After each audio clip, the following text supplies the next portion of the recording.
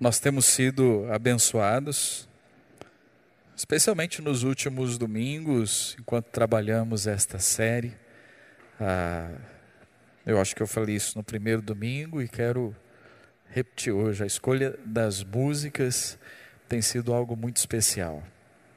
Músicas que apontam para o senhorio de Cristo. Músicas que enaltecem a pessoa de Cristo.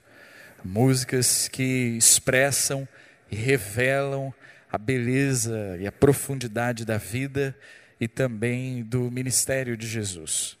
Nós iniciamos no primeiro domingo deste mês a série Esperança e hoje nós já estamos encerrando essa série, uma série mais curtinha, porque no próximo domingo a gente já tem a cantata. E no dia 29 será o sermão de despedida do pastor Mário. Está todo mundo preocupado, achando que o pastor Mário está indo embora. Então, o pastor Mário não vai embora. O que está acontecendo é que ele está se desligando da igreja como pastor da igreja. E a partir do ano que vem ele vai se dedicar integralmente ao pastoreio de pastores através do Instituto Sara e também da Secretaria Pastoral da IPI do Brasil. Mas ele vai continuar aqui, tá bom? Então, fica bem tranquilo que está tudo em paz. A nossa série, ela resgata no Evangelho de Mateus a percepção que Mateus tem acerca de algumas profecias que foram feitas sobre o nascimento de Jesus. Mateus, assim como os demais evangelistas, ele tem um propósito. Se você fizer um estudo sobre os evangelhos, você vai perceber que cada um dos evangelistas tinha um propósito quando se dispôs a escrever o evangelho. Cada um quis apresentar Jesus de forma que o destinatário compreendesse. E com Mateus não foi diferente. E vamos iniciar então nossa jornada lendo o capítulo 4 do Evangelho de Mateus. Vamos juntos?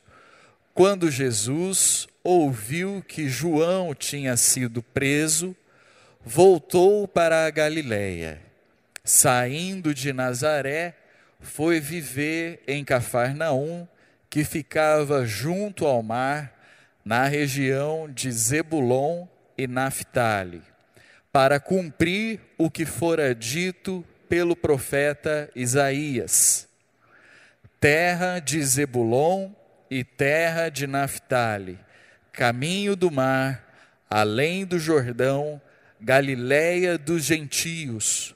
O povo que vivia nas trevas viu uma grande luz, e sobre os que viviam na terra da sombra da morte, raiou uma luz. Daí em diante, Jesus começou a pregar: arrependam-se, pois o reino dos céus está próximo. Volta na tela anterior ali um pouquinho. E deixa aí. Mateus, ele tem essa preocupação de trazer algumas profecias, especialmente porque o público para quem ele escreveu era composto, na sua grande maioria, por judeus. Eram pessoas que sabiam das profecias do Antigo Testamento.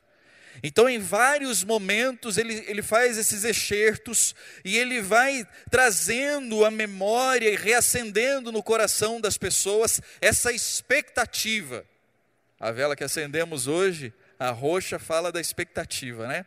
Ele faz isso para acender no coração das pessoas a expectativa pela chegada de Jesus e para afirmar que Jesus é o Messias esperado. Jesus é o Messias, Filho de Deus. Você vai perceber nos embates e nos confrontos de Jesus com os religiosos da época, eles sempre questionavam a divindade de Jesus. Quando Jesus dizia que ele era o Filho de Deus, ou quando Jesus publicamente dizia: olha, seus pecados estão perdoados. Eles achavam isso uma grande blasfêmia, porque eles diziam: como é que ele pode fazer isso? Só Deus pode fazer isso. E Jesus o tempo todo dizia: mas vocês não estão entendendo, eu e o Pai nós somos um. Se você está me vendo, você está vendo o Pai. Se você crê em Deus, você tem que crer também em mim. É por isso que Mateus vai trazendo isso. Nós já falamos da profecia no capítulo 1 de Isaías capítulo 9, quando ele fala do Emanuel, o Deus conosco. Na semana passada, nós relembramos a profecia de Miqueias, quando ele apresenta Jesus como pastor de Israel. E hoje, o texto do capítulo 4 não diz propriamente ao anúncio do nascimento de Jesus, mas sim do ministério de Jesus.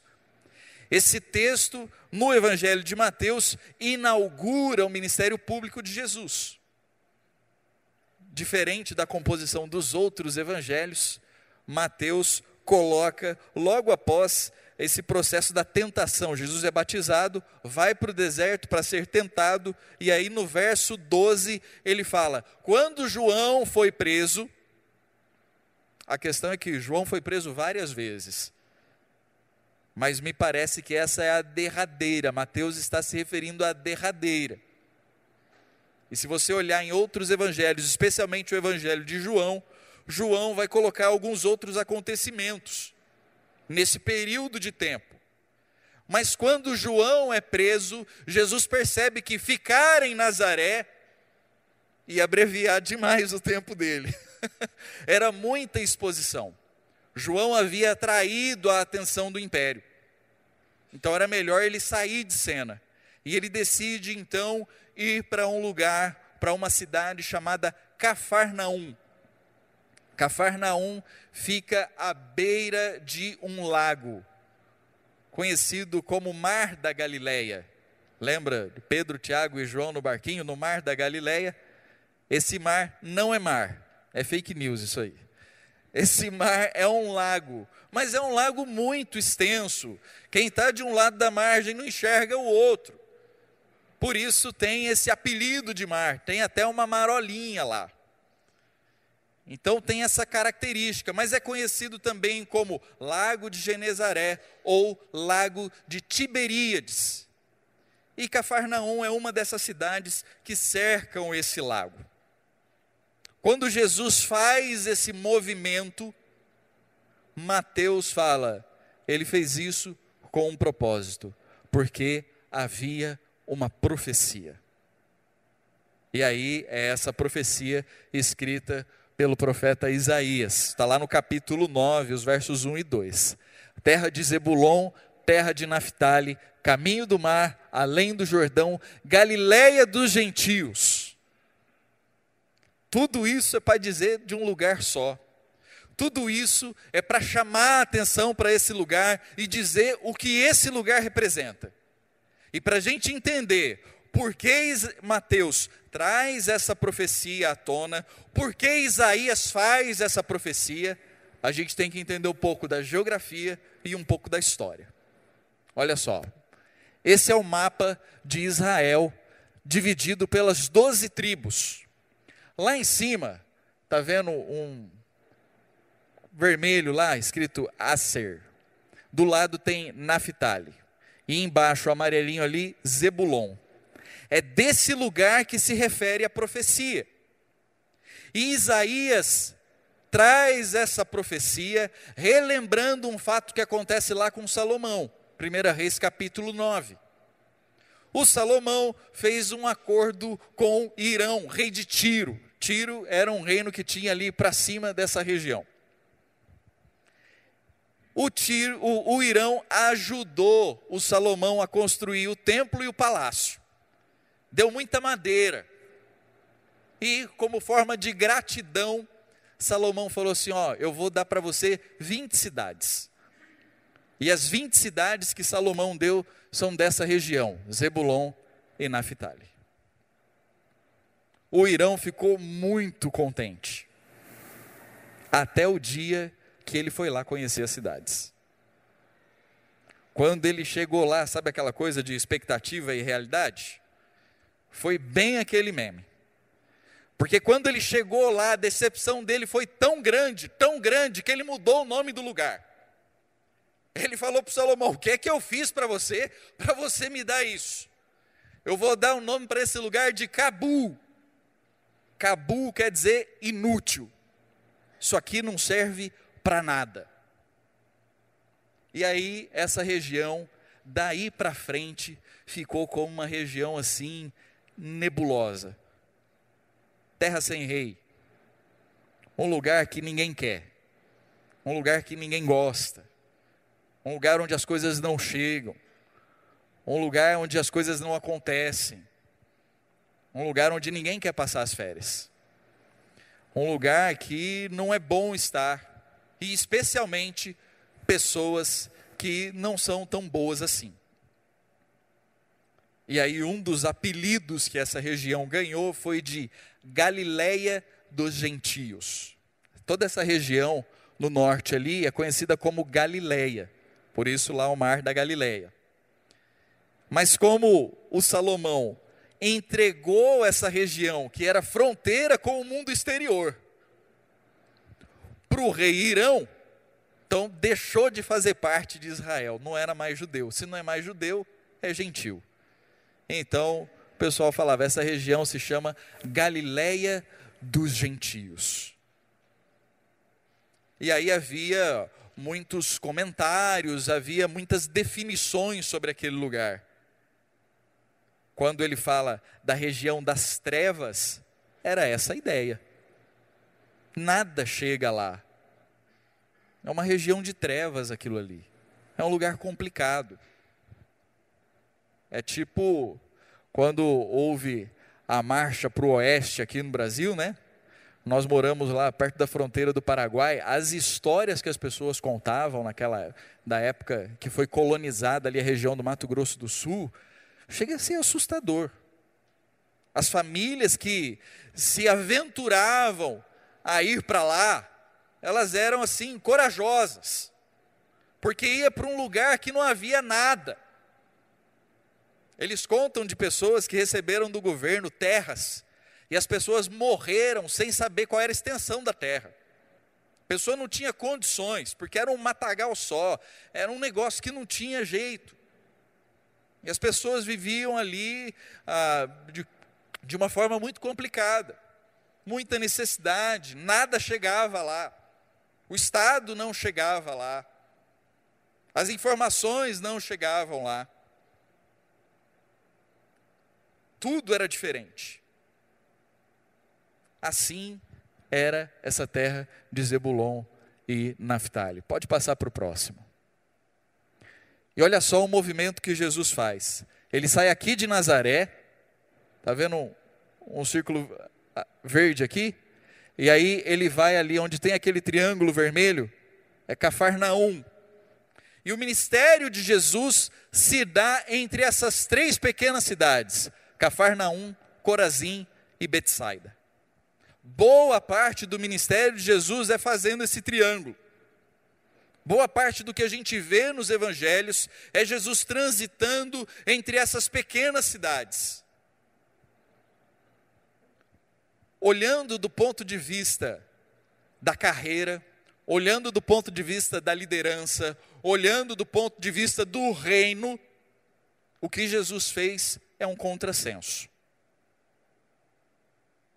Não fazia o menor sentido, porque isso não era lugar de rei, isso não era lugar de profeta. Não tem nenhum profeta dessa região aqui, ó. Nenhum. Os profetas, se aparecesse algum aí, não foi nem registrado, porque o pessoal não dava nem bola.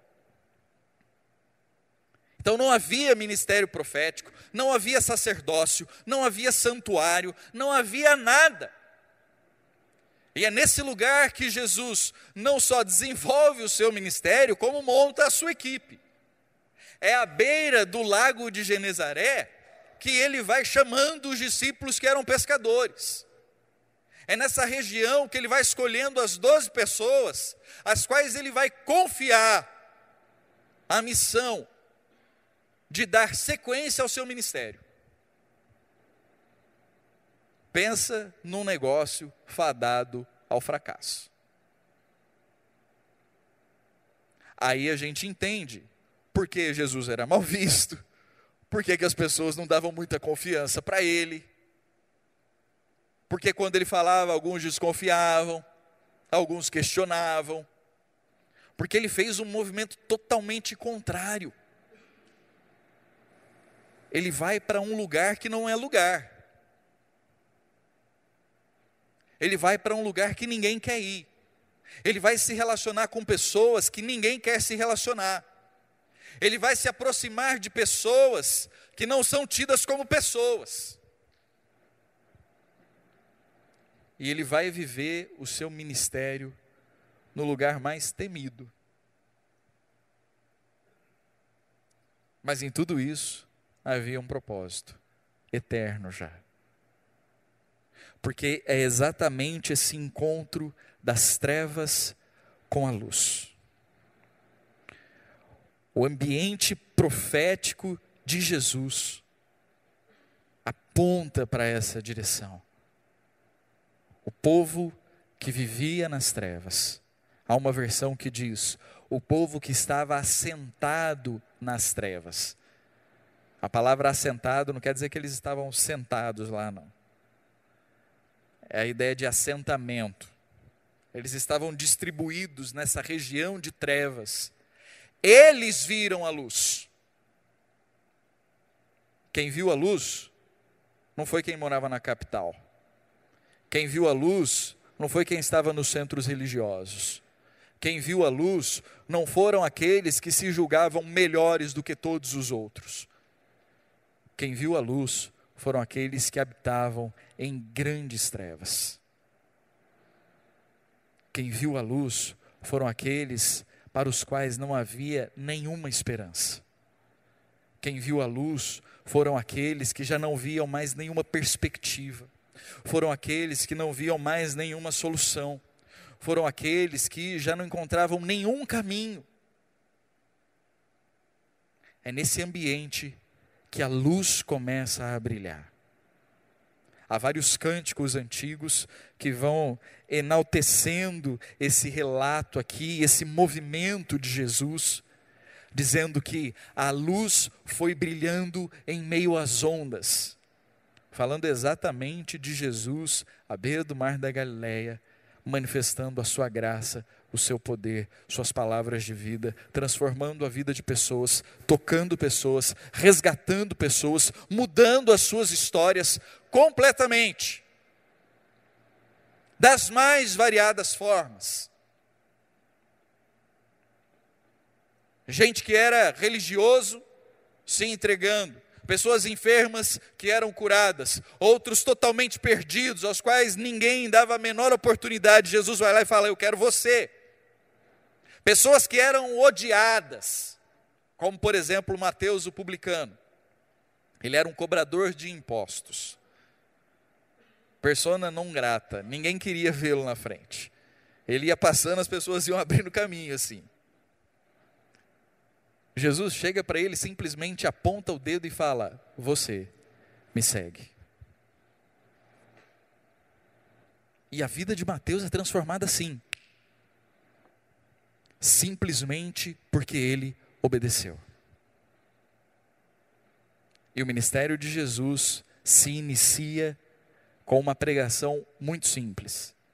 Semana passada nós avaliamos 2 candidatos para serem ordenados ao ministério pastoral, né? E eles pregaram, cada um pregou um sermão, e eles foram avaliados no sermão e também nos seus conhecimentos teológicos. Com esse sermão, Jesus não passaria no nosso presbitério. Porque a mensagem de Jesus se resumia a uma pequena sentença dizendo, arrependam-se, pois o reino de Deus está próximo. E ele ia passando por essas cidades e por esses lugares fazendo esse anúncio, arrependam-se, pois o reino dos céus está próximo. Não era lá um sermão assim, muito bem elaborado. Faltou a introdução, não teve assim uma articulação entre os movimentos, aliás não teve nem movimento, né? Quando achou que ele estava terminando a primeira parte, ele já estava terminando a mensagem. Jesus é muito direto e objetivo naquilo que ele quer. sem rodeios. Ele aponta a direção e ele estabelece os critérios. Ele está dizendo, olha, eu vim para trazer o reino para vocês. A questão é que na cabeça das pessoas que ouviam Jesus falando do reino dos céus, eles imaginavam uma outra escatologia, né? Eles imaginavam Jesus dando um golpe, derrubando o Império Romano, assumindo o reinado, e aí sim, Israel iria dominar o mundo. Era essa a expectativa. E Jesus frustra a expectativa de todos eles, porque quando Jesus convida para o reino, ele convida para um relacionamento.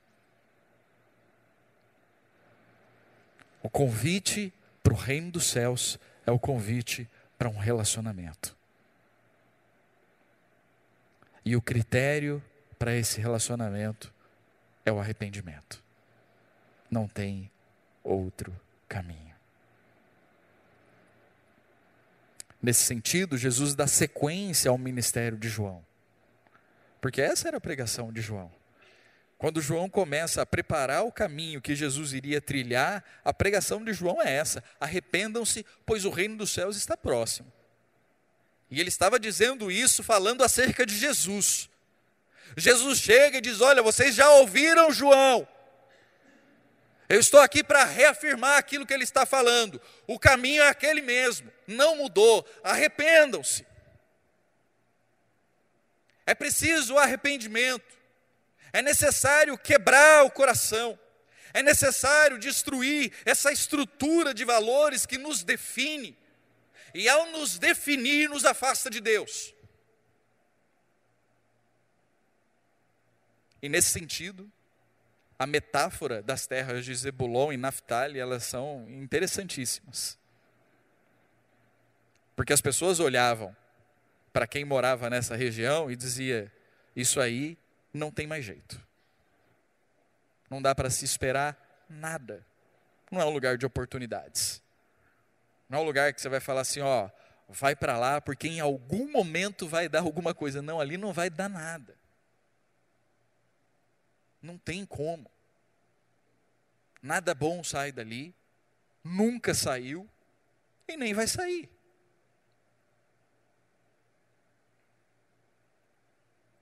Então, esquece isso, não tem mais jeito. Ao mesmo tempo, as pessoas que afirmavam isso, também viviam iluminadas, mas não pela luz de Cristo. Porque elas também viviam nas trevas. Elas também lutavam com as suas próprias trevas. Um personagem que ilustra bem isso é Nicodemos. Nicodemos, ele não só era um bom religioso, ele era um mestre da lei. Ele era uma pessoa que era consultada para responder a todos os dilemas da vida, e para tudo ele tinha resposta. Tudo. Ninguém saía de lá sem resposta. Ele conhecia as profecias, ele conhecia a lei, ele sabia interpretar a lei, ele sabia dizer para as pessoas o que era certo, o que era errado. Mas mesmo assim, ele se via distante de Deus. Porque aquele arcabouço religioso que ele construiu não foi suficiente para mantê-lo firme nos propósitos de Deus. Ele percebeu que tinha uma lacuna ali. É por isso que ele vai procurar Jesus à noite. Isso também é muito significativo. Isso revela onde ele estava, vivendo em meio às trevas. E quando ele questiona Jesus sobre o que fazer para herdar a vida eterna, a resposta de Jesus é um pouco mais extensa para ele, né? Mas resumindo, Jesus diz para ele, arrependa-se, pois o reino dos céus está próximo. Mas Jesus explica melhor e fala, olha, só tem um jeito, você precisa nascer de novo. Porque desse jeito não dá. Do jeito que está, não pode continuar. Assim não vai para frente. É preciso ter uma parada. É preciso ter uma mudança de rumo, uma mudança de direção. É isso que Paulo chama de metanoia, lá no capítulo 12 de Romanos. Quando ele diz, não se amoldem a esse mundo, mas transformem-se, mudem. É preciso haver mudança. E essa mudança só é possível em Cristo. Porque tudo que você fizer para tentar mudar a sua situação, o seu estado atual, é ficar rodando em círculos. Porque somente Cristo vai te tirar das trevas nas quais você se enfiou. Não tem lanterna, não tem super LED, não tem farolete, nada vai resolver isso. Porque o que a gente fica tentando fazer é acender fogueiras para a gente. Quando a gente vê que a gente está perdido, a gente fica tentando encontrar solução. E a gente tenta se salvar de tudo quanto é jeito. E acender fogueira é o caminho de se manter preso a esse ciclo. Quando na verdade o que a gente precisa é reconhecer que nós estamos em trevas. E que nós precisamos da luz. E se não for Cristo a nossa luz, nós estamos totalmente perdidos. Onde você tem buscado iluminar sua mente e o seu coração? Eu fiquei pensando, qual é minha válvula de escape? Para onde eu corro quando tudo dá errado?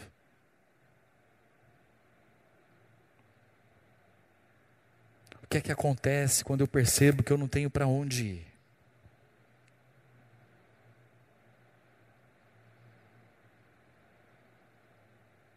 E cada um de nós reage de um jeito.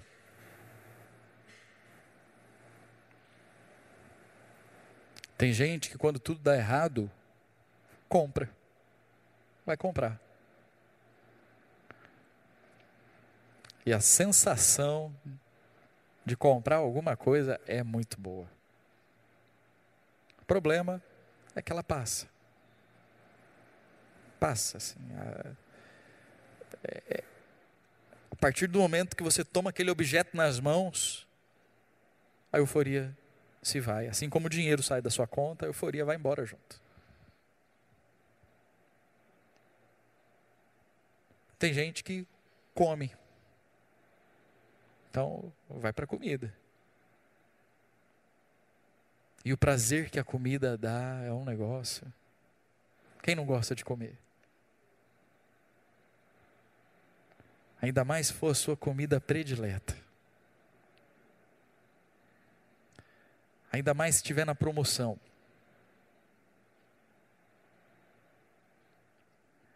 Eu estou já há algum tempo sem tomar refrigerante. Aí esses dias os meninos queriam ir no McDonald's e tal, vamos lá.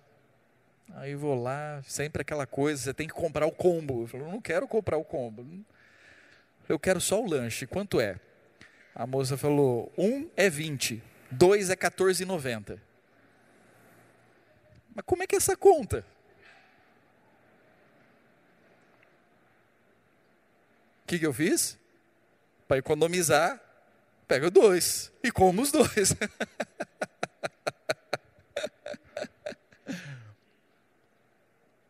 A gente desconta na comida. A questão é que a comida só revela o vazio que existe. Ela preenche o estômago e abre um oco no nosso coração. Tem gente que vai para a pornografia. E isso tem aprisionado muitos homens e um número cada vez maior de mulheres. Os números são assustadores. Assustadores. a quantidade de acesso à internet, a quantidade de dinheiro movimentado no mundo por segundo.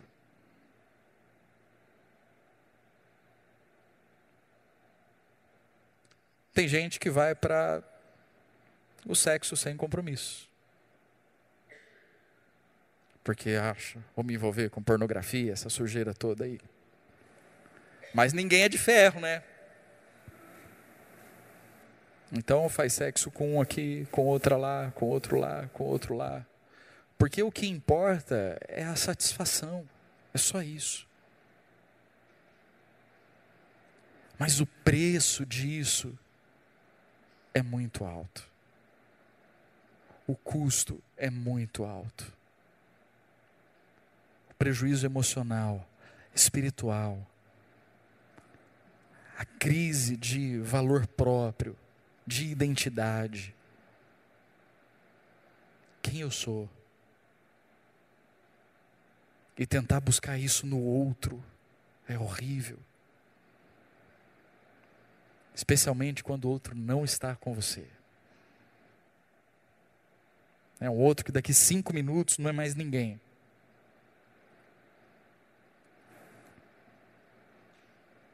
E a gente pode ir trilhando essa lista. O culto ao corpo, a compulsividade para tudo.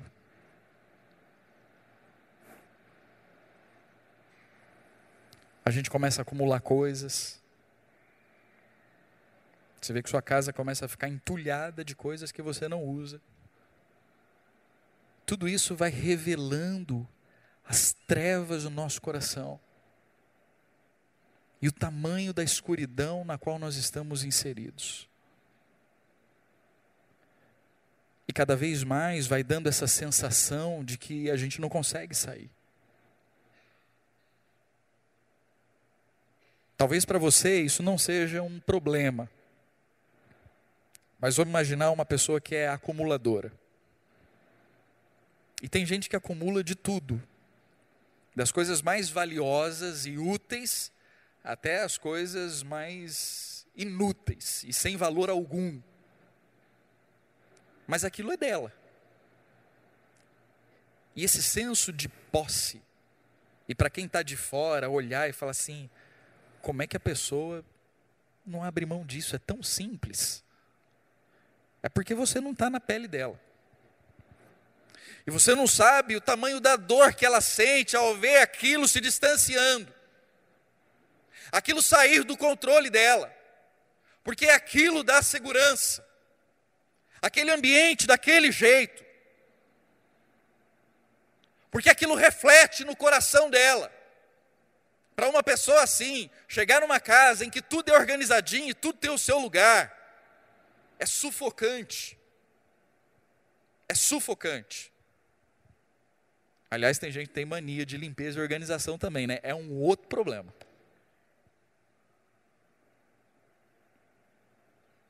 Eu assisti um documentário recentemente, acho que eu até comentei aqui. São investigadores, eles entrevistaram investigadores e eles falando sobre os maiores crimes que já aconteceram no Brasil. E entrevistaram lá um dos investigadores que trabalharam na resolução do caso lá da Susana Richthofen. E aí o investigador contando quando ele entra na casa. Ele falou, eu entrei na casa e ao entrar já, sim, saltou aos olhos. Imagine uma casa onde não mora ninguém. Tudo intacto. Nada fora do lugar. O único cômodo, os 2 únicos cômodos que estavam bagunçados era o quarto do casal, onde houve o crime, e o escritório, que é onde eles pegaram o dinheiro. O resto, a casa toda, assim, perfeita, casa de revista, um lugar que foi preparado só para tirar foto. Porque é um lugar onde mora alguém, alguma coisa fora do lugar tem. E ali eles começaram a montar o quebra-cabeça. Tem um problema nessa família. E o que veio à tona depois foi isso. Tinha tudo, só não tinha afeto. Era tão perfeito, que não cabia amor.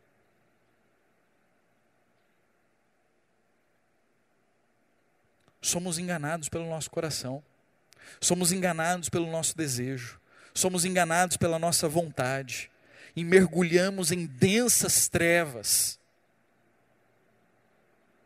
para tentar provar algo para alguém ou para nós mesmos. E Cristo vem e fala: eu vim para libertar. Eu vim para iluminar sua vida e o seu coração. Eu vim para lançar luz nas áreas de mais densas trevas na sua alma e no seu coração.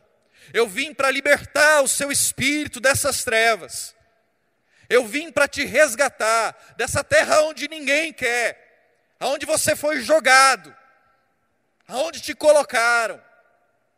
Salomão não perguntou para o pessoal que morava ali se eles queriam fazer essa troca. Ele era o rei, ele simplesmente foi lá e falou: Tó. Em nenhum momento ele perguntou como as pessoas se sentiram. Aliás, ele não perguntou nem para o rei lá se ele de fato queria as cidades. Ele falou: toma, é presente. O rei olhou e falou: é isso? Ah, não, estou fora. Talvez as trevas nas quais você está inserido hoje, você não foi até aí com as suas próprias pernas, te empurraram, te jogaram, decidiram por você.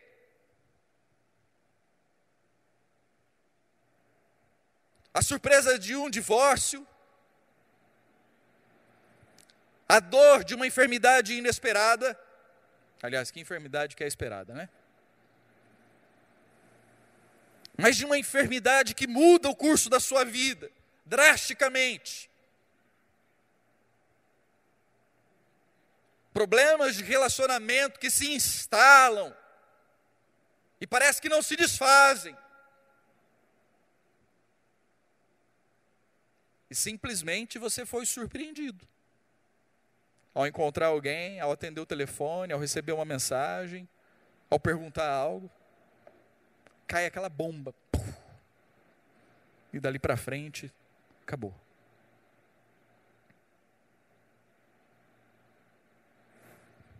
Estou acompanhando a situação de uma família de amigos. Não sei, talvez o pastor Mário e o pastor Valdir conheçam. O presbítero Rony, ele está em Cianorte agora. A filha está na UTI, correndo risco seríssimo de vida. É um problema nos pulmões que a incapacita de respirar. Aliás, chama Sara. Tem um nome aí. Uma jovem, que até 3 dias atrás estava bem. Uma menina linda, viva, tudo certo. E agora está lá, família vivendo esse drama. Igrejas mobilizadas fazendo vigílias de oração para Deus preservar a vida dela. Eles não buscaram isso. Mas eles foram mergulhados em densas trevas. E não tem como sair se não for Cristo que vem ao nosso encontro e nos resgata e nos restaura. Mas para isso a gente precisa abrir o nosso coração. E precisamos reconhecê-lo como o cumprimento da profecia, o enviado de Deus por nós e para nós. Porque se você continuar vivendo, achando que ou está tudo perdido e não tem mais o que fazer, ou que está tudo bem, e está tão bem que você não precisa nem de Deus, você está em trevas e talvez não saiba. E é preciso permitir que a luz de Cristo brilhe em você. Feche seus olhos.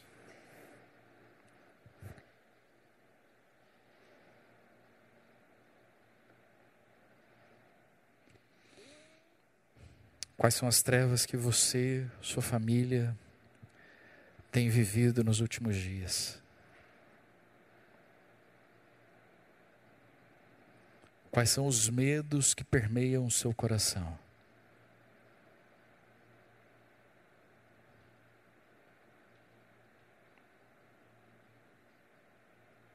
Quais são as situações que tiram o seu sono, perturbam a sua paz, te incomodam?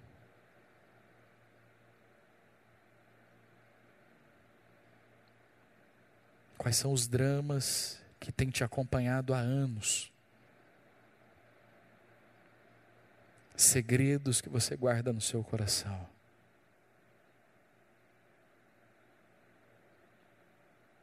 Dores que você amarga de forma triste, com um sorriso fingido no rosto.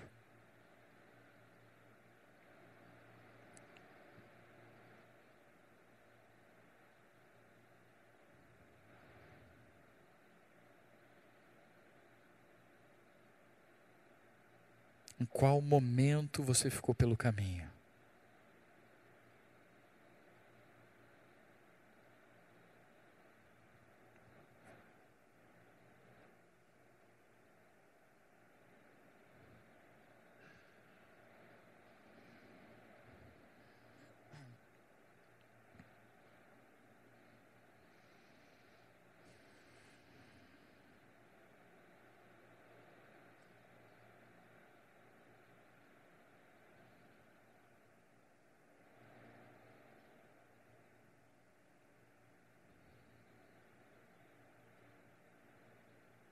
Celebrar o Natal é celebrar Cristo que se aproxima de nós.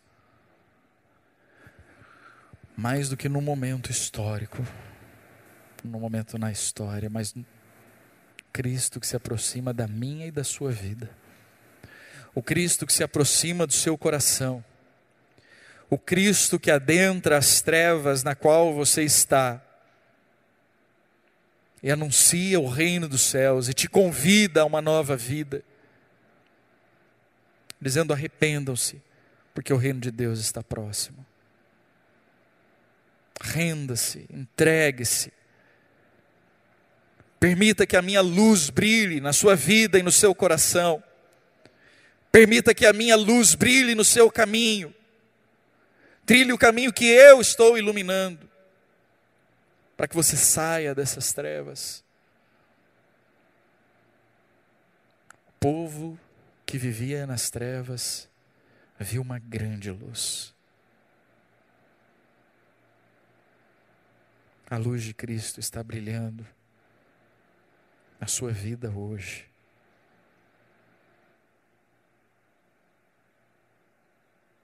Renda-se aos pés de Cristo.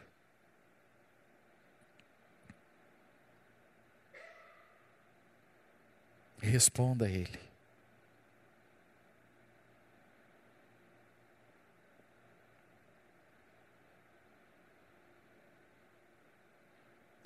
Arrependa-se do caminho que você trilhou até agora.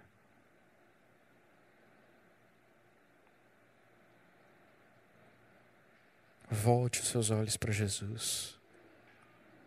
Ouça a sua palavra. E responda ao convite feito por Ele.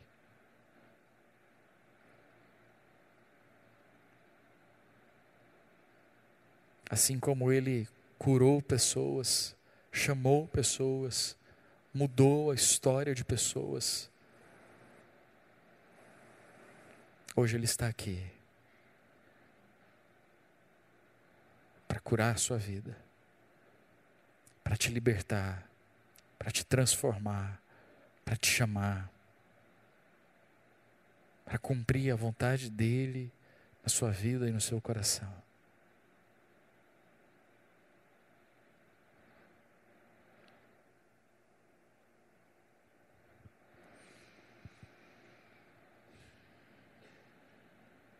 Ouve, Senhor, nossa oração nessa manhã. diante da tua palavra, e a partir daquilo que o Senhor falou aos nossos corações, cada um de nós está respondendo nesse momento.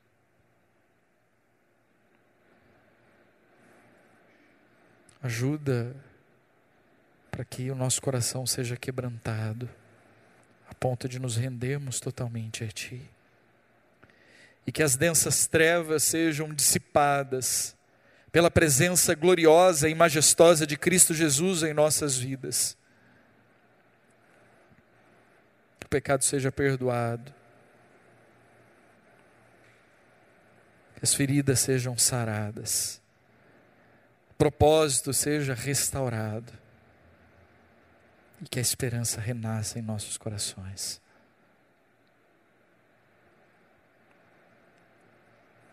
É no nome de Jesus Cristo, a luz do mundo, que nós oramos.